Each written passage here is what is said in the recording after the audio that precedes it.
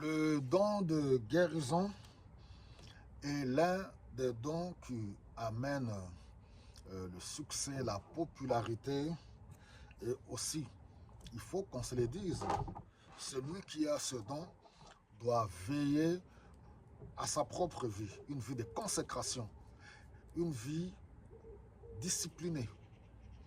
Parce qu'à cause de la popularité, vous risquez de plonger dans l'orgueil, l'arrogance, et puis même de foi pour certains, se compromettre et abandonner Dieu et garder l'apparence tout simplement de quelqu'un qui opère des miracles, des prodiges, des guérisons. Et puis voilà, vous êtes vénéré par les hommes. On a vu la fois passée quand ce paralytique avait eu sa guérison, avait connu sa guérison, dans le temple, les gens commençaient à suivre Pierre et Jean pour les adorer. Et Pierre avait eu le réflexe de pouvoir leur dire attention, ce n'est pas à cause de nous. L'Église aujourd'hui a besoin des hommes comme Pierre, des hommes de Dieu comme Pierre pour dire attention. Attention, ce n'est pas nous, c'est Jésus-Christ. On n'est que des tableaux, de poteaux indicateurs. Pierre leur a fait comprendre que c'est le nom de Jésus. Ce n'est pas Pierre. Ce n'est pas comme si j'étais quelqu'un de particulier ni de spécial. On n'est que des vases, des simples instruments entre les mains du Seigneur. Ça, c'est tellement important. Alors, on voit encore ici dans Actes des Apôtres, on nous dit, et surtout, vous devez savoir que si ces dons se manifestent, le but final de Dieu, c'est pour que les gens croient en Jésus-Christ. En fait, c'est ça le but. Du fait que les malades reçoivent la guérison, mais pour susciter la foi, amener les gens à se convertir, à se tourner vers Dieu et à recevoir le salut, à recevoir la vie éternelle.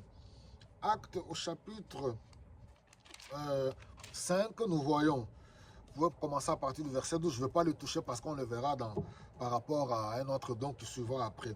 On voit au verset 15, on nous dit il y a eu tellement de choses spectaculaires qui s'opéraient au travers des apôtres. Au verset 15, on nous dit et l'on s'est mis à amener les malades dans les rues. On les déposait sur des civières ou des nattes afin qu'au moment où Pierre passerait, son ombre au moins puisse recouvrir l'un ou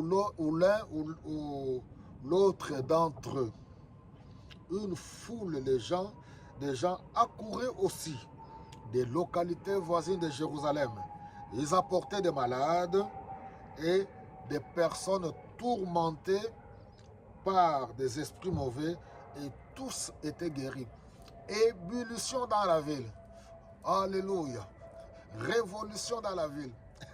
Alléluia. La puissance de Dieu s'est manifestée au travers des saints apôtres. Il y a des guérisons. Et Jésus-Christ n'a pas changé. Il est le même hier, aujourd'hui, pour l'éternité. Le problème, c'est nous, ce n'est pas Dieu. Nous avons limité Dieu. Les gens, c'est l'esprit de la religiosité qui domine aujourd'hui. Les gens sont devenus religieux avec des rites, des traditions, des cérémonies. Il n'y a pas de crainte de Dieu, il n'y a pas de consécration. Les gens n'ont plus la foi. Les gens pensent que oui, voilà, croire en Dieu, c'est... Les gens brandissent les religions, pensant que le salut est dans des religions. Dieu n'est dans aucune religion. Ici, on parle de la guérison, des bienfaits, des dons spirituels pour celui qui croit en Jésus-Christ.